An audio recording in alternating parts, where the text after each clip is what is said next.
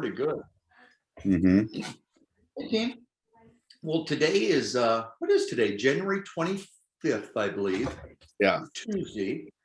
We're about 6:45 at night, and we're going to go on just for another Titanic Times. This is kind of a special edition where LJ is having an issue in LA with the LAPD and HACLA, which is the Housing Authority of the Community of LA.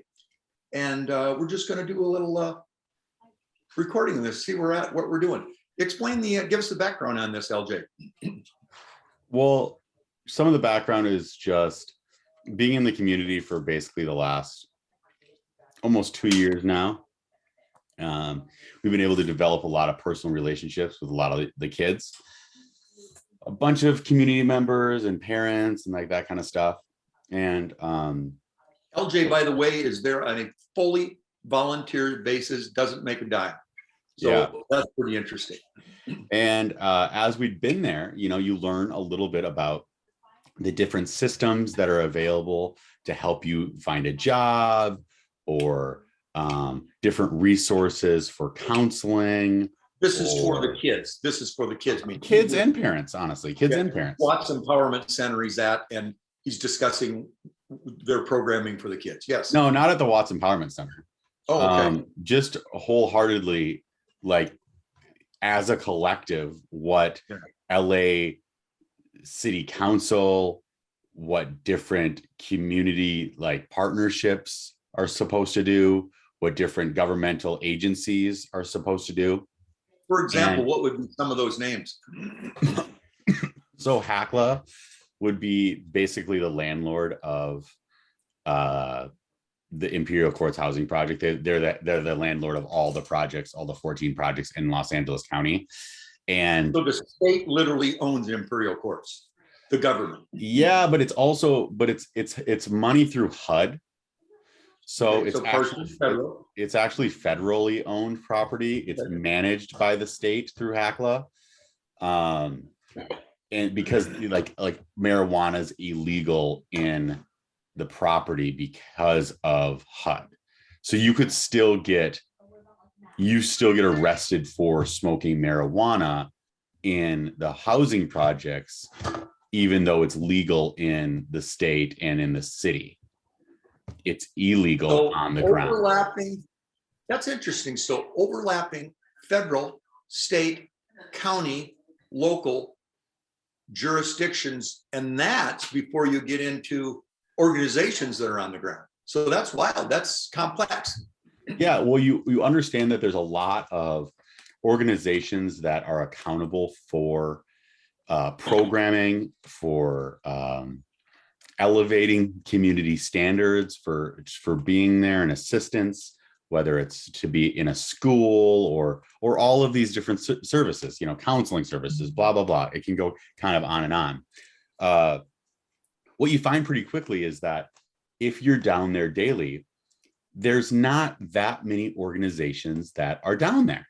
There will be a few churches that come and drop off food periodically. There is a church that picks up the kids and takes them to church on like Wednesdays. That's through this organization called the Dream Center. There's this large organization called Children's Institute, which they're supposed to kind of do a variety of services. One of the things is they have like a preschool, but they're also supposed to overlap in other programming. They're the most heavily funded program down there outside of the police. They have like $35 million. HACLA, who everything kind of runs through, is the property manager, basically, but they're also associated with divvying out funds to the different organizations. They are. And HACLA again is Housing Authority of the Community of Los Angeles. Yeah, maybe County of Los Angeles, but yeah, it's all. Okay. But yes. Well, and when we've been there too, it seems like there's, and then of course Red Eye is doing a lot of things, food and clothing distribution on the ground. So there are some major on the ground people, but seems like there's a lot of involvement at 30,000 feet But then when it comes down to grassroots throughout the week, not a lot of people showing up or doing anything. Well, what you figure out pretty quickly is these different entities are supposed to do different things. And there isn't programming that's happening now. That's just unfortunately not what's readily available on a day-to-day basis. And that's what you and ELOF are trying to fill. Yeah, that's like some of the stuff that we're trying to do. So we're trying, like, I have a entrepreneurship program that we have a business plan competition coming up in May where $25,000 goes out to the winner of that business plan competition. It's like a pitch night. I would explain that to Hackla when you're meeting there Friday with them. Do you know what kind of program we have? It's huge. The police do. Does LAPD know that? I mean, you are having a huge impact, as is ELOC with their Queens program. Yeah, and it's actually less about having an impact, a huge impact. It's about just like providing effort. Like when you're talking about like a Titanic Times in a space that is the most impoverished neighborhood in Los Angeles, it's the youngest community in Los Angeles. This housing project is dealing with all these like buzzwords that you want to talk about politically that you hear mainly on kind of like left-leaning spaces is equity, inclusion, education gaps, poverty gaps, wage gaps, like all these different things, all resources for single mothers and food deserts, diversity. Yeah, like just run the gamut of what you're at the epicenter. Empathetic. Are at ground zero. Yeah, and it's like this is just one of the communities that's dealing with some of the biggest barriers of a lot of these waves that are coming through. And so it really becomes a all hands on deck measure, even though this community has 498 houses. That seems kind of like small in the spectrum of like the world, right? You're like, okay, 498 houses. That seems possible. Like you seem like the city of Los Angeles should be able to have like an immense amount of impact in improving the lives of those people. If you isolate those situations, there's 14 housing projects. Bet we can focus, if we focused on those and we talk about those individuals maybe dealing with some of the largest hurdles to overcome in order to experience the prosperity that we all hope to be able to achieve. There's some of the greatest hurdles are in those spaces. I'm not going to say it's the greatest hurdles because I'm not able to know, but I know that statistically, this is the space that if you were going to circle what area is dealing with the most obstacles, this is one of those areas, right? And you're working individually with a lot of the kids and you're hearing the stories, you're watching the stories, you're watching the dads, the uncles, the kids, the cousins, the moms, the dads that are there and out there, and you're seeing the result of all this. This is epicenter. This is ground zero. Yeah, it's brutal stuff. To the point where last week, one of our kids got shot at a middle school in Watts. And it started as a kind of a fight. In the middle school, all the kids basically go to the same middle school. There's only one middle school in this little area. And so if you're from Nickerson Gardens, if you're from Jordan Downs, if you're from Imperial Courts, everyone's going to the same middle school. Which middle school is that? Markham. And so that's where a lot of kind of the influence to these rivalries start. So it just comes from the historical rivalries through these different channels of gangs that really end up becoming like just these personal issues that then get escalated by guns being available. It's escalated through historical expectations of what you're supposed to do about it. It's like, this is like the enemy, even though it's a 10-year-old versus 10-year-old, it's like, you're kind of, you're put in this idea of like, hey, this kid is my enemy. And this kid is also, what's crazy about it is, that kid's actually dealing with a lot of the same things that you're probably dealing with within the community that you're in, because all three communities, which are in the largest kind of issues with each other, gang violence, they all look very similar, other than Jordan Downs, which is they're common things. They're missing a father, their cousin or uncle's in jail, their older brother's in jail. The cops swooped in and cuffed them personally and threw them on the hood of a car for throwing a ball. I mean, their commonality is so immense, but they're still pointing out differences. But every city gets that, sadly, that, hey, they're the crosstown rival, where in this case, the crosstown rival is like 5 blocks away. And yeah, I mean, a lot of the same things too, the girl issues.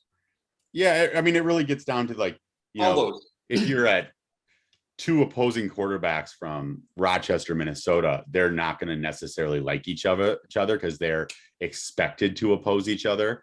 And both of those quarterbacks are what? They both like being quarterback. They both go to quarterback camps. They both probably have the same heroes. They're interested in the same strategies and techniques. If there couldn't be two most common people on the field at the same time, it would be the quarterbacks, right? They would have more in common probably with each other than anybody else on the team, either team. But the little rivalry is like, I don't like the opposing quarterback because he is my other me.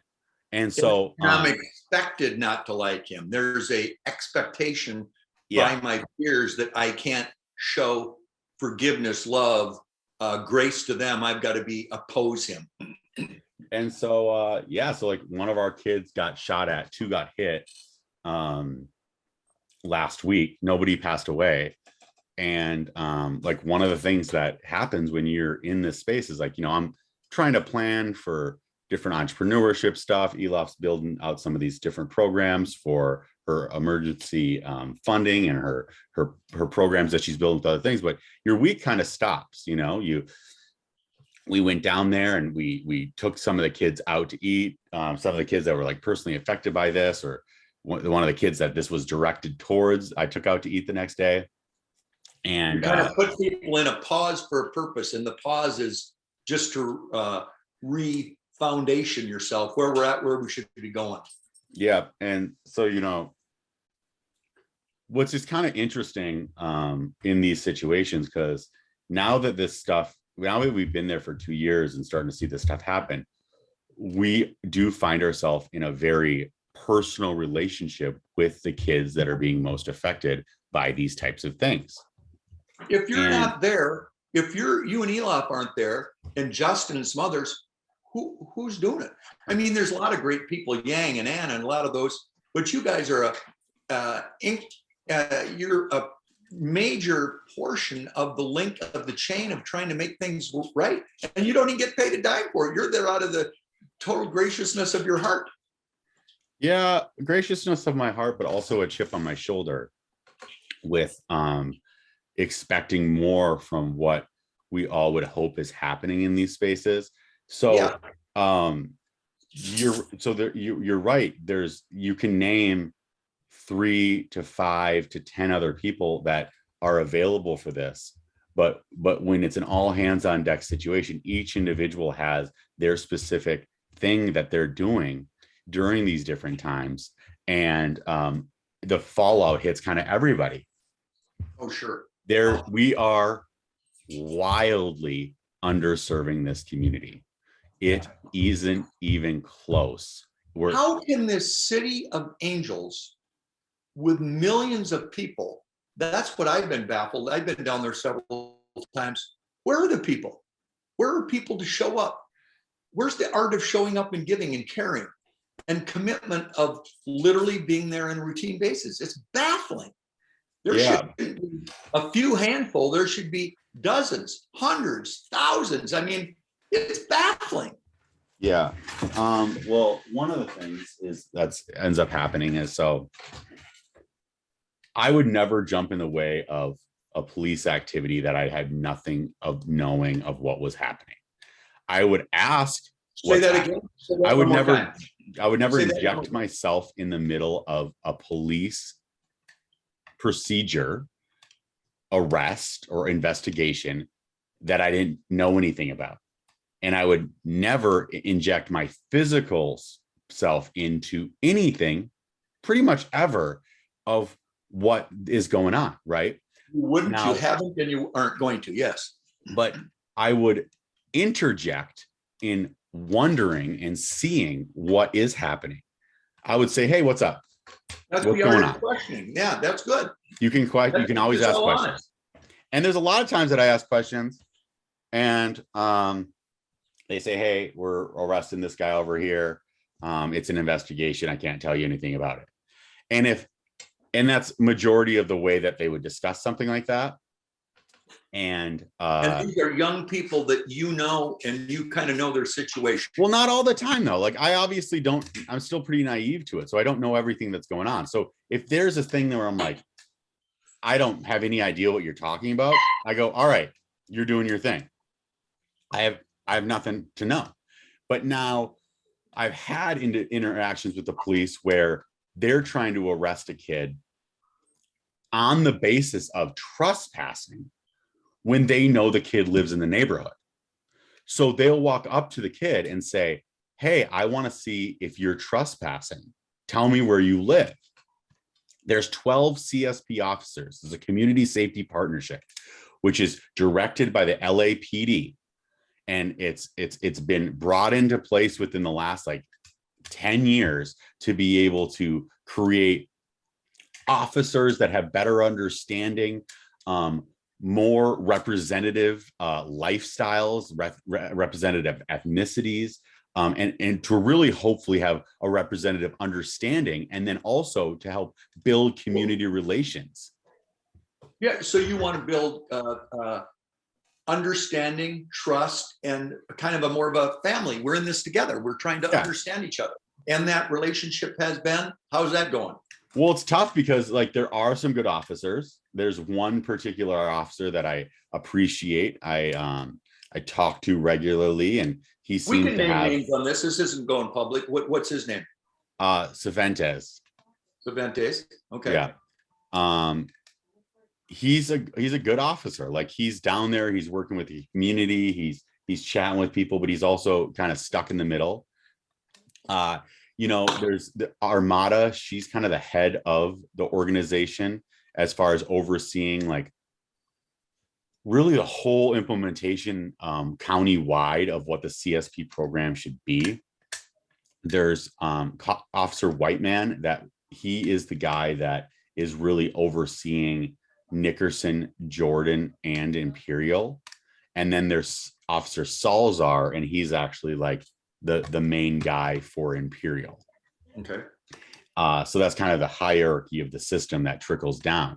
You know them, they know you. Oh yeah. Yeah. Well, and so there'd be times where, a kid is across the street and they'll officers jump up on a kid and say, I want to know where you're from. I have to make sure this community is safe. And I'm like, how don't you know that guy? Like, this is a kid that's been in our program. He's worked at the center. He's one of our youth that's very, very regular faced in the spaces that we're talking about. How have you not seen this child before? And, and this isn't a onesie this happened. This has happened numerous times. Yeah. And a lot of times their tactic is there'll be a bunch of young guys standing around. And I even saw that. Well, they'll zoom in from a couple directions, cop cars slamming their brakes, start getting out. And if a kid runs, they're hoofing them down. It's like a lot of kids would run. Yeah. Well, a lot of these kids won't because they know the game. Yeah. Because they're just checking to see if a kid has a gun on them, and they, so if you scare them and get them to run, that's it gives you cause to be able to arrest, or at least kind of check. Tactic, I guess they've shown.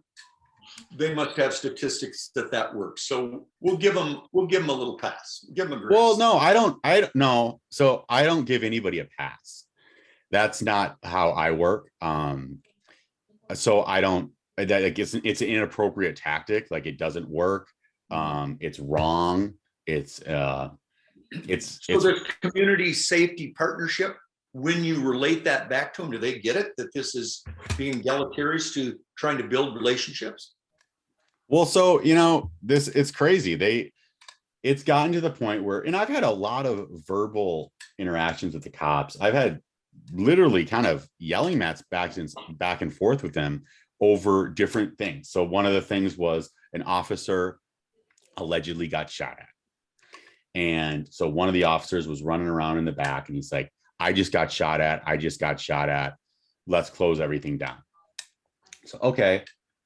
Now, the thing that happened with that particular situation was it wasn't the fact that an officer got shot at that was disturbing about that. That's a disturbing thing, right? That's a disgusting idea to shoot at a police officer. But there's been a lot of disgusting things I've seen. I've seen kids get shot. I've seen bullets in bodies. And Elop got missed by about 5 feet by several rounds of a 9mm. Your fiance in front of the center. So you guys know this firsthand. But in those situations, we've never seen the level of police response than we saw that night. So one of the officers, was that New Year's Eve or Christmas Eve? It was the night before our Christmas giveaway, but it was Gotcha. like Okay. be a little bit before Christmas. So it's like when it's one of their own, boom, they're all over it. Where I think you were relating 3 or 4 nights before that, a guy got shot and they still weren't responding to somebody in the community. 20 minutes. It took them 20 minutes to get there and there was bullets in a body. This was an alleged shots at a cop. Now, and there's people there instantaneously. Yes. And to even help with the allegedness, now 2020, looking back on it, it didn't happen. A shot was fired up in the air. A shot was never fired at the cops. Okay. Now, but that night moving forward, before we knew any of this, there was 40 police officers on the scene within under probably 2 or 3 minute thing. A helicopter was there within 5 minutes. A special investigator was there within 20 minutes. I've never seen a special investigator ever before in this space. An undercover guy came out of the woodwork, out of nowhere. They never did this for Elof. Nope, they didn't have all this response to somebody who's working with the center. No, they'll roll up with, you'll get a 3 to 4 car response. So you'll definitely get, if there's a shooting, you'll have 10 officers on the scene. But this was way different. This was 40 officers on the scene. This was, you'll see things getting roped off, but they were starting to rope off the whole neighborhood. Incredibly in short order. Boom. Yeah, it was just the response time. They pulled a different type of lever. And so basically we're packing the center full of toys for it was the Christmas giveaway was going to be the next day. A lot of kids were helping out. They said the center, it has to be shut down immediately. And I don't have any association with the center other than I work inside of it to sometimes help some of like the larger things. I have great relationship with Justin and Annie and Yang who are running that space. This is Red Eye, which is but like they as far as like all the funding goes and all the structure, they're all that. Now, have me and Elof played a big part on a lot of the programming that's happened recently? Sure. But is it even close? Like the funny thing about the programming. So anyways, I have to stop for a second and I have to get back to the situation. The cops are like, clear the building. This is under investigation. I with one of the community members took the special investigator through the building where he's looking for the kid with, we're running through the building with the light. And he's like, where is he hiding? Where is he hiding? Where is he hiding? There is a perpetrator. Yes. Okay. Yeah. And I'm like, I will show you the entire building, but I can tell you that the person's not in here. Well, there's no way to get in your It, building. well, no, because it was at the point of the night that like it was only the front door was open. We had everything like locked. Your building is solid. That Yeah. is solid. Not my building. I only thing I do is like try to just high five kids when they come in through the door. Not my building, the building. The building is Yes. solid. All sentences could be wrong. And Go you're gonna ahead. and you'll understand why I'm saying it this way as things kind of progress. And so obviously didn't find anything, right? No, nothing. And the officer, one of the main like guys outside was, you know, screaming at the kids, say, "It is unsafe out here. Everybody must go home immediately." We have Through a their curfew. dark neighborhoods, through those dark buildings. Curfew starts at 7. Everybody must be inside. Versus. Well, I'm out there, and I went, well, why is it unsafe? There's 40 officers here. Is this not the safest I've ever seen it? If officers create safety? And let's get them in the building and keep them safe. We've already cleared the building. And yes, so then, okay, let's say it's not safe. Why wouldn't we have them in the building? The building is part of the investigation. Even though it didn't happen in the building. It happened outside the grounds. Who's the guy out front screaming and making this call? Officer Childress. Childress? Yes. Childress. So who you know, he's worked with you. He hates me. Hates me. He always like does these undertones that I'm racist. He always will do this whole thing where he's like, LJ, you're not from here. You don't know anything about this community. You know nothing that's happening. You can't say what should be done. And I will counter it with this. I go, and I've talked to this, I'm talking about, this is not something that has just happened outside the building. This happened in meetings before. I'll say, you are right. I'm not from this community.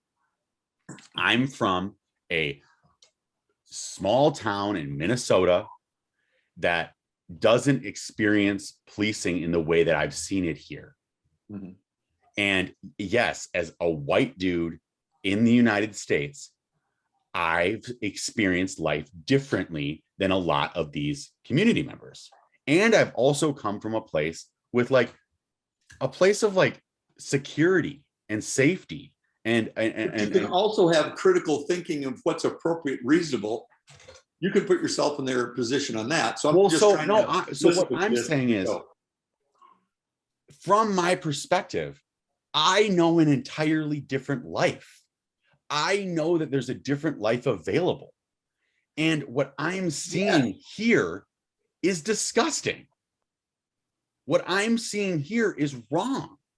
And what I'm saying, what people deserve is what I've seen and what I've experienced and what I grew up in.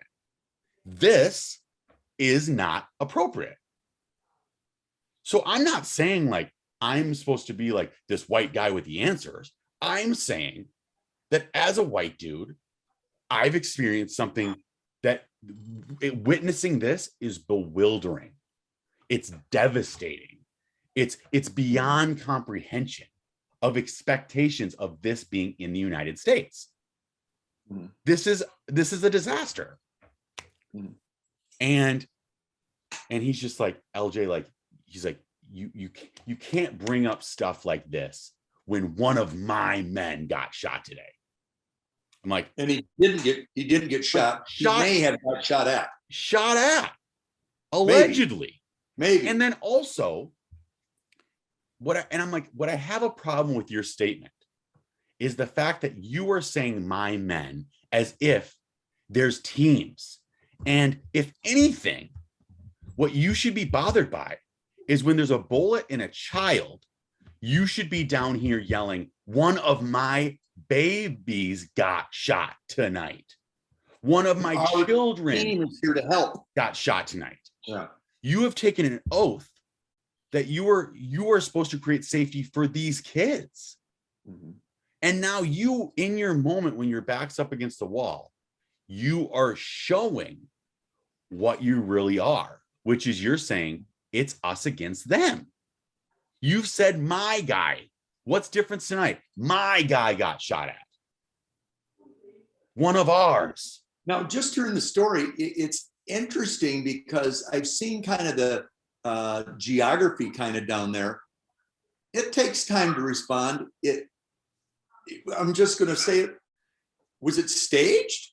Could it have been staged that it was so quick that night? I mean, it just seems odd. No, it wasn't staged. No. Well, no, everything happened that happened. An Okay. officer chased a guy who they had seen on Instagram with a gun. They ended up getting him. And one of the other dudes in a was he sense of from like, was he from the area? yeah, Okay, because sometimes I know outsiders come in and do something and then try to pit it on the community. no, that actually doesn't happen. Okay. Yeah, that doesn't really happen. What do I know? All things being said, I could be wrong. Yeah, I'm just like trying to be as clear as possible with like this journal entry of what like my experience has been in these types of things. So then, what was the next step with Childress? He's saying have them go into their homes, and you're going to the neighbors out there, put them in the center until we kind of establish this a little bit more. Yeah, I think you're covering up your mic a little bit. You got me now? Yep. Okay. Yeah, all I'm saying is there's two possible solutions to this. The third that you're offering isn't real and it's not lawful. You cannot demand that everybody goes home. You are not the mayor. You don't have the authority to say what you're saying. And that's probably really getting under his skin. He doesn't like being challenged. But he's not thinking you're part of his team at that point. That's why he's mad at you. Well, I'm on whoever's team is about the kids. Yes. So I'm not switching teams. And I don't think there's teams. But there's a choice to be made. If you care about the future of the kids, I'm on that team. That's the only team I'm on, ever. That's it. So you would have to choose if you aren't on my team. And I don't think that team. Yeah. The and kids, and they are legally obligated to be on that team. Like that's yes. They're taking an oath to be on the team of safety, civility, and generating the space for prosperity of these young kids. Yeah. Where you use a great analogy, the kids are born into that situation. The officers are sworn into that situation. Yeah, they're sworn to do the right thing. Where the kids are born onto that team. So it's interesting. So there's appropriate measures to be able to do this better than to addressing it day of, which we've done multiple times before. We hosted this event called Summer of Love, which was held outside of that space the entire summer. We invited officers in. The main reason for Summer of Love was to create opportunity for the kids to be able to explore their futures, have a little bit of fun, have opportunity for a safe place for community members to gather. And it was also to distract kids from doing anything dumb. It was just to direct the attention to love and hope and fun for you didn't have other options. Where it's like, let's just have fun tonight. We invited the officers in. Those officers came in on all of the meetings. There would be multiple officers there at the Summer of Love meetings, right? We hosted at the meetings, meaning planning meetings. Yes. Oh, at the planning meetings. So they knew there was going to be an opportunity to come. Then what happened? And hopefully we said, you all have $250,000 worth of budget for programming. It'd be great if you offered some of those services during that time. They opted out of that. They just wanted to be on the safety side of it. They're just like, we just want to know kind of what's happening, what times are happening. And they didn't offer any input on the programming. They just would sit and listen. And then they would offer critiques. So they're not there that day, meeting, greeting, out on the basketball court, shooting buckets, out on the soccer, dribbling around, even standing there, introducing themselves. None of that. A little bit. It matters what officer you were at. Who Officer. did? Which But officer did? Huh? Which officers did? Officer Cervantes. He's definitely always been like, I'll continue to always bring him up as a good officer. Officer Whiteman was new to his role. He seems like a pretty good guy. The only problem I have with him and Armada is I respect them as people. Like, I really think that they have great intentions. There was this officer Billy Brockway, which Whiteman like fulfilled his role. They like switched roles. Billy Brockway leveled up, and Whiteman came in the middle. And as odd as it is, I say Whiteman, and I know that seems like I'm mispronouncing Whitman, but like the first day I met him, I called him Officer Whitman, and he said it's Whiteman. So that's just straight up. And he's a black man. No big deal. I mean, but no, he's a white guy. Oh yeah. Say, gotcha. Yeah, and he really like the authority figure in, as far as like he's like one of like, I don't know if it's a captain or I don't know that anybody else would pronounce that Whitman. Yeah, that's it. But honestly, so good guy. Our Chief Armada, she's a female that's really like inspired the CSP whole program. She's like one of the people that's drafted it and started it. Are they on the ground ever? Are they there? Yeah, they're on the ground. Whiteman's on the ground a lot, and then Armada would be more like on an organizational capacity, but very present. Any big event you'll see. When you say a lot, what's a lot? Once a week? Well, Whiteman, he would be down there, I would think, like multiple times a week. Yeah. Okay. You'll see his face a lot. Yeah. Well, I've met a bunch of these officers. It was kind of interesting because I met them, and to me, it was the same kind of aloof attitude. I'm about that Norwegian George Luther. The only other time I felt this kind of angst and differential was with the Minneapolis police, which we've had a chance to interact with several times on several events. Same feeling that I got from your LAPD guys.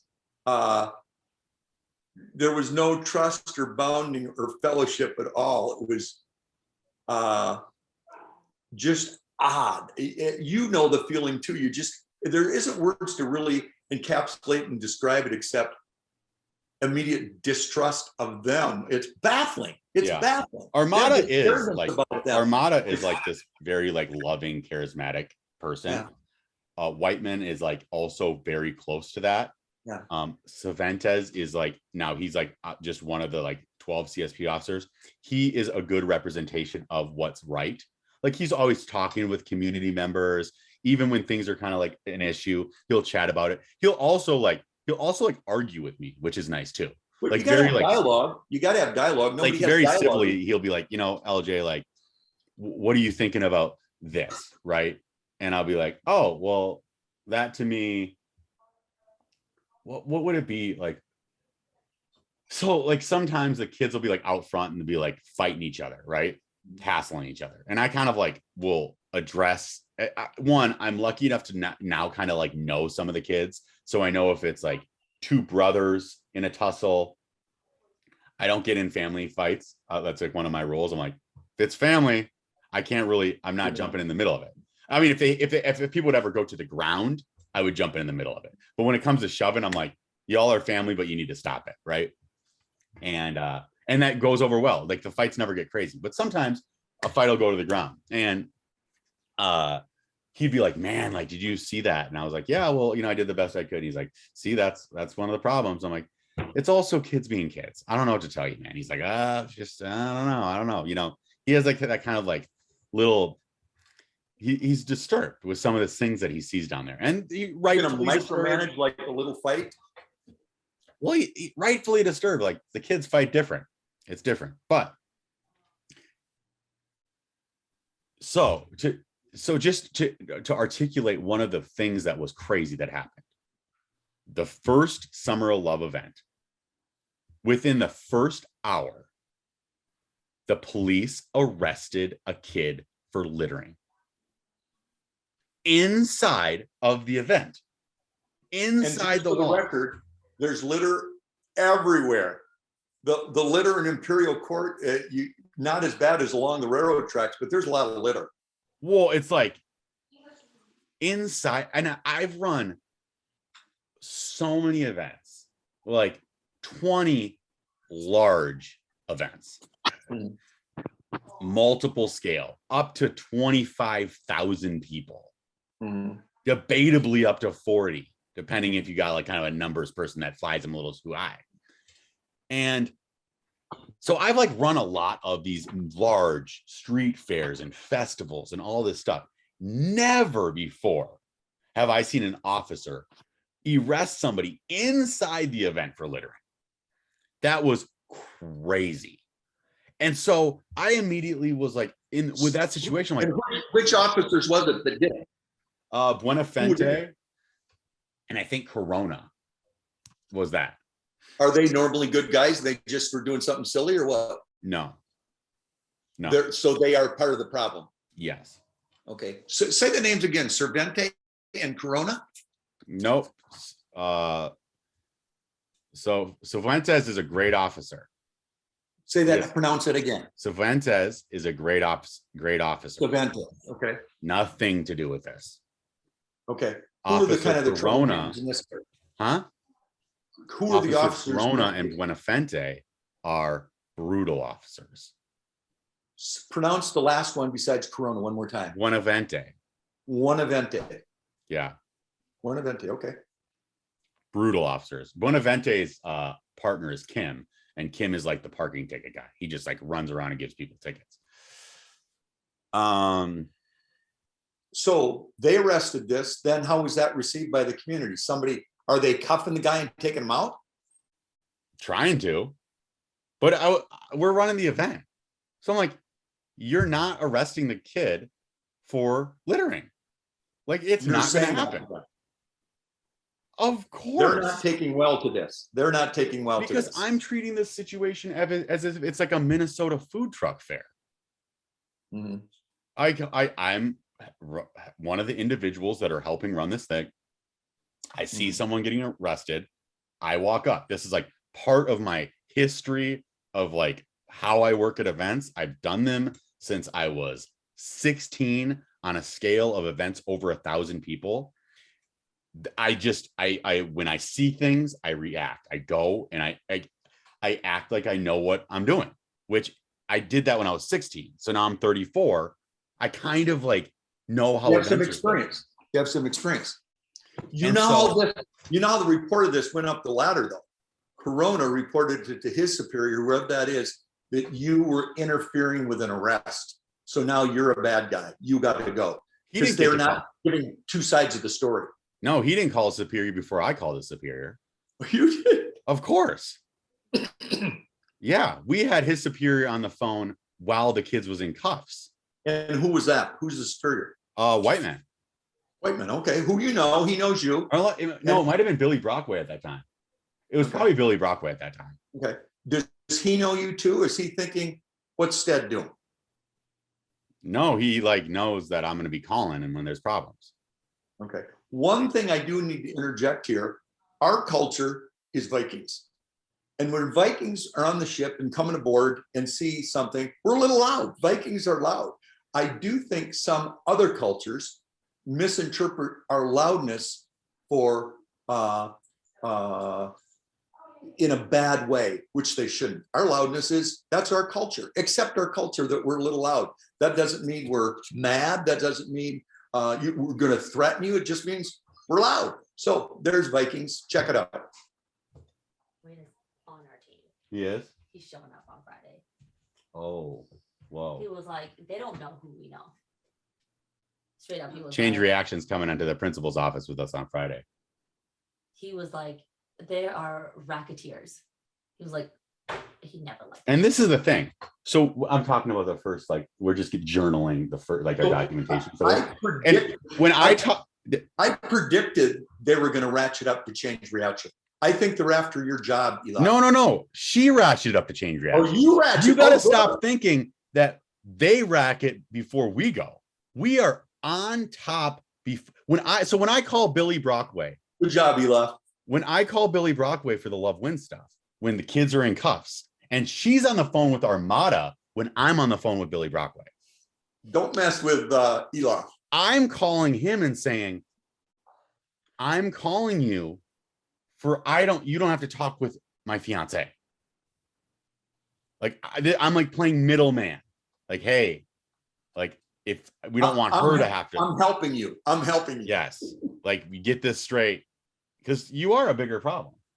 You have more of like the line connects. Well, yeah, and Wade knows that Hackla is full of shit and that they're hiding something. He knows. Oh, Eli. He knows. This reeks of something's up. You don't hyperreact in the police manner unless something's up, unless you're trying to hide something. Let's catch up just the journal really. We have to catch up the journal really fast. Okay. So because of these interactions, the first interaction was the Love Wins one. The last interaction was when the cop got allegedly shot at. There had been a few other interactions in between, like some of the trespassing stuff. To fast forward you for today, for we can continue to rant about this, we are being brought to the table that the police have told Hackla to tell the center that we cannot be a part of programming inside the center. You're being brought into the principal's office for a shakedown. Yes. But and then they're saying you're not using appropriate channels. We've been using appropriate channels. Now, fast forward a little bit more to today. Hackla, the assistant director of strategic initiatives, calls Elof saying, you all can't be in Imperial without an agreement. You can't, a service provider agreement. You can't even, so she provided the explanation of like, you know, if I own the home, I don't just let anyone into my home. But I'm like, yeah, but as a landlord, if you're renting it to tenants, you can't determine who they invite into their home. Yeah. And I would love to hear what HUD has to think about this. I would love to see what HUD has to think. I would love that too. And what's so troubling about it is that we are not saviors in this space. We are just people that are trying to do a little bit weekly. Elof's like whole career is dedicating for this. Mine is like 2 or 3 days a week I'm able to dedicate towards this. We are not even close to the capacity of creating like foundational change in the community. We can do like a little bit here and there for people. In the phone call, what really upset me in the phone call from this woman, Jennifer Thomas, put it out. Who's that? She is the assistant director of strategic initiatives. Okay. So she called me and made a claim that like that again, first of all, she needs us to be service providers, and that service providers have to get along, right? And that I have not provided any solutions and have been divisive. That's false, because in yesterday's Watts Gang Task Force meeting, I offered two solutions before I, made my comment about what happened with how the police responded to the shooting of the kids. Who are these other people even on the ground you're supposed to get rid with? Anytime we've been there, it's you two, Justin, Yang, and Anna. Where are these other people? Hackla, they have all the supports, that they serve everybody, and they do a great job of serving all their residents. And even after the residents leave, they serve them. I was actually, when she called me, I was taking a foster youth to go buy work clothes and to buy him a bus pass. And I was like, oh, can you hold on? I'm helping this foster youth who used to be from Imperial Courts. And she was like, oh, we've probably helped him. And I looked at the kid, I'm like, have you ever been helped by Hackla? He was like, no, I've never even talked to Hackla. But to make that claim that like they're helping and they're doing all this amazing stuff, when on the ground, that's actually not what's happening. It's a false claim. Interesting. This things repeat and rhyme sometimes. And this is repeating. This is rhyming what's going on in Minneapolis. I hear this all the time. It's not necessarily repeating exactly what's going on in South Minneapolis, but it's rhyming. It's sounding a lot like it. We're going to ratchet this up the ladder. Mom comes in, hears this for about 30 minutes. She goes, done, I'm done. 2020 or Dateline. Boom, bring it on. But yeah, so I mean, now it's getting ratcheted up the ladder. If her kind of people are looking into it, that's a totally different thing. Because, you know, one of the saddest things that you'll find is that everyone's expected to do too much. I actually think Hackla is expected to do too much. I think the police are expected to do too much. Mhm. And so, but what we're finding is that they're actually pushing so many organizations out that are trying to do stuff Mhm. that they find themselves isolated and siloed alone. So like we've tried to collaborate with them and to ever think that within the type of like stress and within the type of things that we're dealing with inside this community, that there's not going to be bickering and controversy and things to overcome. Like, what are you talking about? Like that's why I can come from a perspective too, where it's like, I've been in a tech company. I've fought more about flavors of turmeric and black pepper and kale and ginger getting on a menu. And I fought like that there. You think that when there's like bullets and bodies, that you're not going to hear something about it? Because you better believe it that Bezos is fighting about some rocket with the same tone that I'm talking to you right now. It's like when a bullet went in a body of 2 kids outside of a middle school last week. No helicopters, no investigator. The investigator showed up 5 days later, and the principal asked in the meeting, why didn't the investigator show up sooner? Why is it 5 days later I'm hearing from the investigator? And their response was, oh no, we had investigators working on it, but they just didn't show up. When the police officer thought he got shot at, there was an investigator within seconds. But when there's bullets in the body. When the police officer got shot, not LJ. Right. When the police officer got shot, Right. They were right there. Yeah. Sorry. There's so many people that would like to hear this video, particularly starting in Minnesota. You work your area, I'll work Minnesota. Something is fishy. Something fishy. They are so hyper sensitive and reacting to this. Is what are they trying to hide? Well, this is weird. This woman literally told me that I don't provide any solutions and I'm only decisive. Literally, the 2 solutions I recommended are going to be talked about tomorrow and on Monday are actually going to be implemented. So I'm like, really? I don't provide any solutions. So like, what are you providing? Like, who's coming in with your group on Friday? Who's coming in with you? Just me, LJ, and Wade. And who? Wade, the president of the Change Reaction. Oh, good. Best of luck to you. And what's wild about an organization like Change Reaction is it's a family, it's a husband and wife that are personally funding a lot of the organizations that you would expect our tax dollars to be funding. So they're filling in the gaps of, like, it's so crazy if you go to the back end, a lot of these websites where you're like, oh, this is like obviously like a governmental run agency. Like, wait, the Change Reaction supporting this group. Like, it's the Perlman family. They're making it happen. Huge. So it's so odd to see that where you're like, of all the taxes that are paid in California and the organizations that have like legitimate funds, like the police have $250,000. One of the things that they do is they run a football program like the Watts Rams, who there's not one kid from Imperial in. And that's probably where I bet their $250,000 budget just gets zapped in that. And it's crazy of the amount of overhead costs that are associated with just blowing through. Well, isn't there a couple of organizations in your organization with multiple $1 million budgets that you're not seeing really people there doing anything? Yeah, it's crazy. Yeah. And even if so, let's even talk about all of Los Angeles County and the nonprofits and companies that are here. This is like one of the richest places Isn't California the 5th largest economy in the world? It's the city of angels, for God's sake. Come on, angels, where are you? But you do find, it's one of the things that's really odd is on a lot of these calls where people will come up to us afterwards or call ELOF or discuss with us while we're at the center. I completely agree with what you said. I wouldn't necessarily say it how you said it, but I'm on your team. I just can't tell you. I can't tell anybody that. And fully never expose those people, as you know. Don't even allude to them. You can say that, but don't expose them. You know that.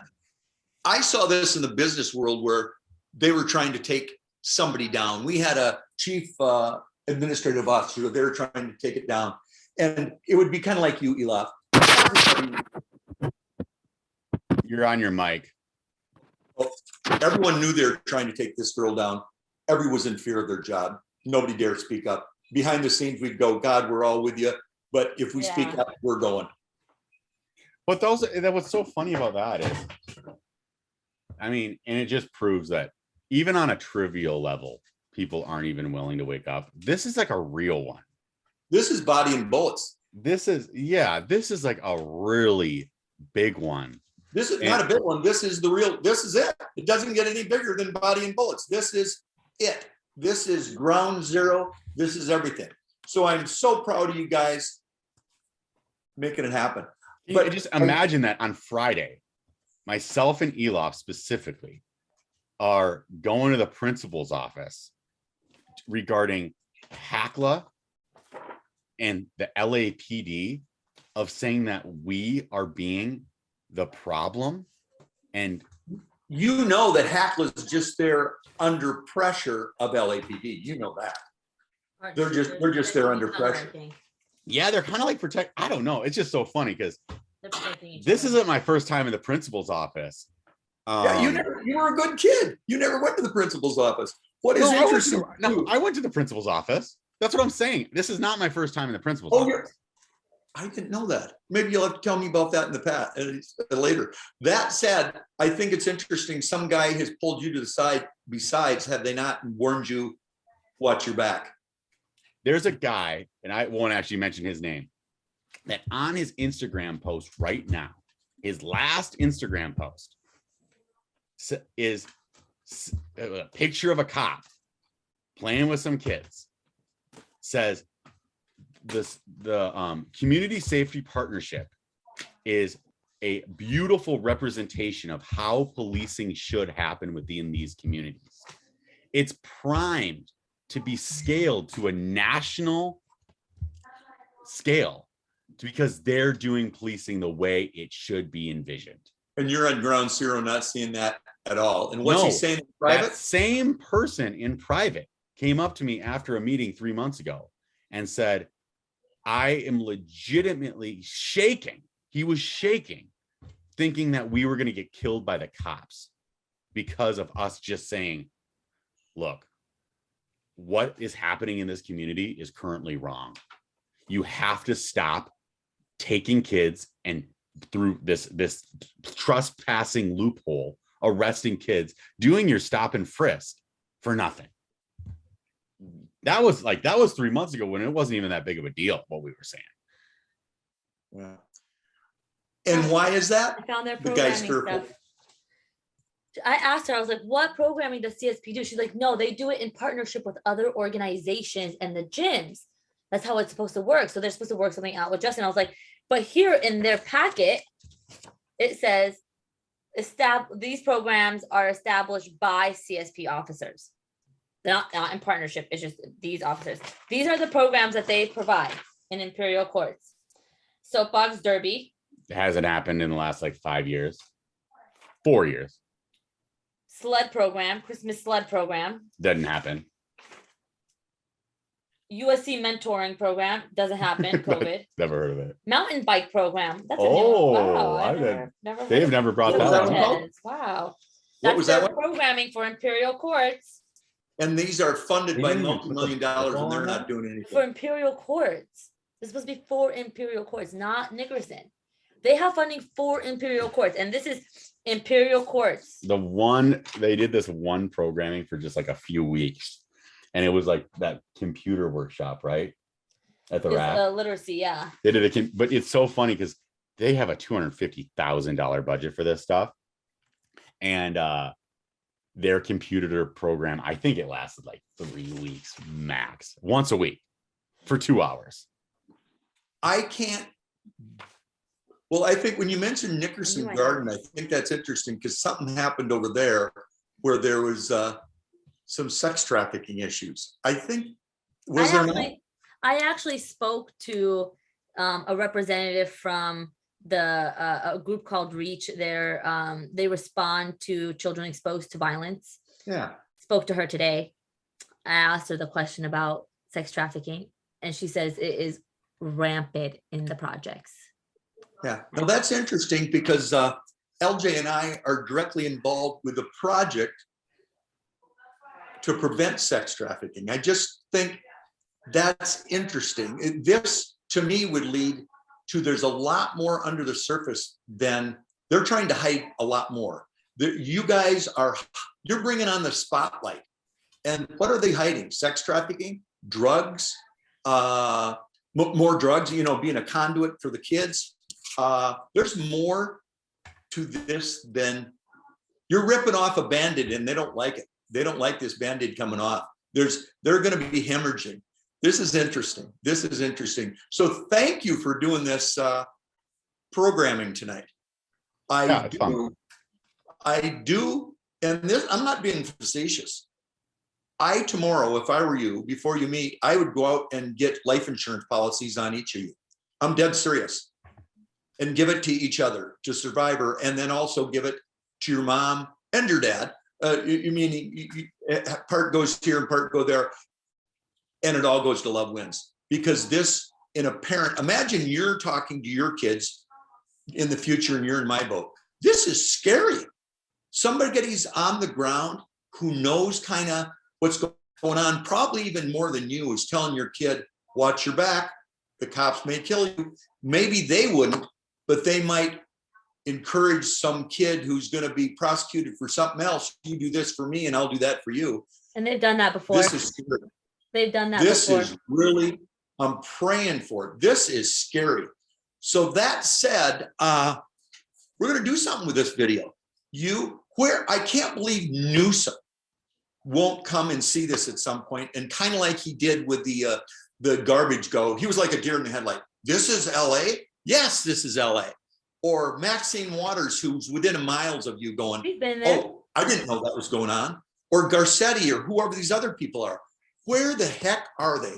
Shame on you, them, and even more though, shame on the City of Angels. Where are you, City of Angels? Come on, show up, commit, be there. Yeah, I was talking to a lawyer today, and he said you probably can't do anything until the next political cycle. Which basically what he was saying is you're not going to get activism until there's a Republican in office again. That's crazy, right? I will disagree that you could be. That said, there was a personal group for Ilhan Omar. Like 50 invites went out. I'm really involved in the things, and I got one. I wasn't able to go. Ilhan Omar would love to hear this tape. Love to hear this tape. Because what's going on with LAPD is happening in Minneapolis, I think. So interesting. Godspeed, you two. This is on tape now. I'm praying on my knees tonight. Nothing bad happens. I hope mom is right and it doesn't go to Dateline in 2020. We don't want that. We just want for the kids, for this to get resolved, that you can stay on the ground and keep doing things and Love Wins. Best of luck to you. Elof, what's your final thoughts? Can't stop, won't stop. Can't stop, won't stop. Don't mess with Elof. LJ. We'll see. I don't know. I think I'm excited to see what they have to say. It's so weird being in a position like Elof does so much on a day-to-day basis for this community. I don't really do that much other than I'm like there. Like, I'm just like kind of being there is huge because other young kids see that you're committed and you're there, and it's the art of showing up. I know, but what's funny is, you know, we're just kind of like present and we're kind of like working through it. And this is such a distraction for real progression towards what we're trying to do. Like, I am trying to build this entrepreneurship program for it's like dope, but these it just becomes incredible distractions that these organizations are throwing in the way, and they're supposed to be on the same team. And we're doing this with no budget. Something stinks here. Something stinks. And it's not you guys just kind of highlighting the cops. They're trying to hide more than you think, is my impression. I've watched enough of these shows, Dateline in 2020, to know usually you can guess the outcome. And a lot of times you're right. Yeah, and I'm sure that, like, if I was an older version of myself looking back at some of the ways that I've handled stuff, I would say, you know, slow your roll a little bit. Like, this is how it can get done easier. But there's been so many times in the last 2 years that we'll be in a meeting and like it'll be something that happens with a kid, right? And then they'll call like this emergency meeting, like on Friday, and they'll be like, and I'll be able to meet with a high up in a HACLA and a high up within the cops, even though they all kind of who's the police head of everything? Martin? No, Chief Moore. Chief Moore, he's chief of police. You haven't gotten that far yet. He knows us. Yeah, I guess we've come across his desk. But and you know how it's coming across his desk from Corona or whatever up the ladder. They're saying interference. These guys got to go. I'll bet if you met with Moore directly, he does not hear the story that you're sharing at all. They don't hear that story. Right. And so what's so funny is, so now we'll be able to get everybody at the table, right? And maybe we'll have like an agreeable conversation on Friday. Mm-hmm. And part of the conversation would be like, LJ, why can't we just have you all chill out?